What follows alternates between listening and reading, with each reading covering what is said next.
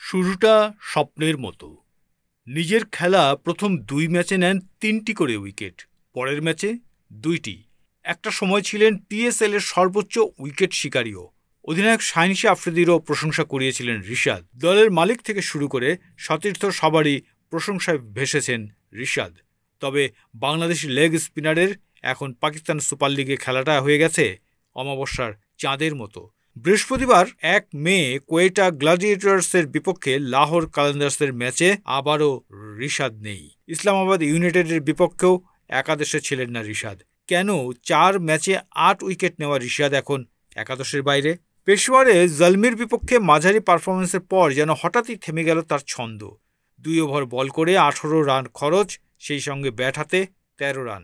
এই একটি পারফরমেন্সে কি আস্থা হারালো টিম ম্যানেজমেন্ট? যদিও ফখরজামান মুলতানের বিপক্ষে ম্যাচের পর নিশ্চিত করেছিলেন পারফরমেন্সের কারণে বাদ পড়েননি রিশাদ। লাহোরের উইকেট ব্যাটিং বান্ধব হওয়ায় বাড়তি একজন ব্যাটার খেলাতেই রিশাদকে একাদশের বাইরে রাখার সিদ্ধান্ত নেয় ম্যানেজমেন্ট। অবশ্য লাহোর রিশাদকে ছাড়া যে ২ ম্যাচ খেলেছে সেই ২ ম্যাচে জিতেছে তারা।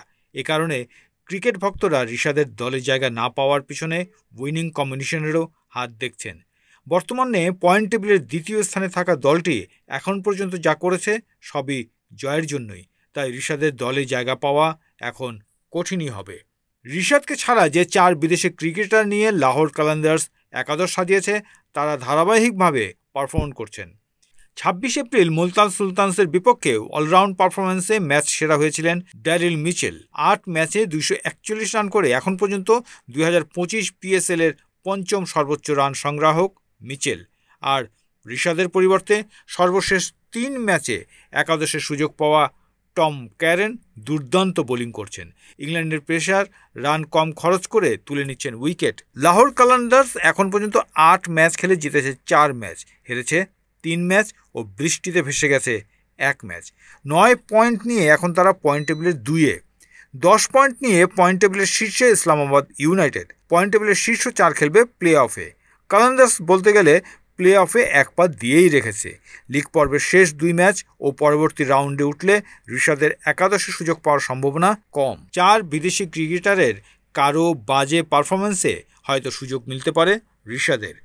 প্রতিভা আছে, পারফরমেন্সের ঝলকও দেখিয়েছেন, তবু টানা ৩ ম্যাচ একাদশে জায়গা হয়নি রিশাদের।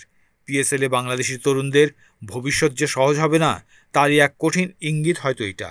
পিএসএলে এখনও বাকি রয়েছে গুরুত্বপূর্ণ কয়েকটি ম্যাচ। যদি এই ধারা চলতেই থাকে তাহলে শুধু রিশাদ নয়, বাংলাদেশের তরুণ প্রতিভার উপর আস্থা রাখা নিয়ে ভবিষ্যতেও ভাবতে হতে পারে বিদেশি ফ্র্যাঞ্চাইজিগুলোর।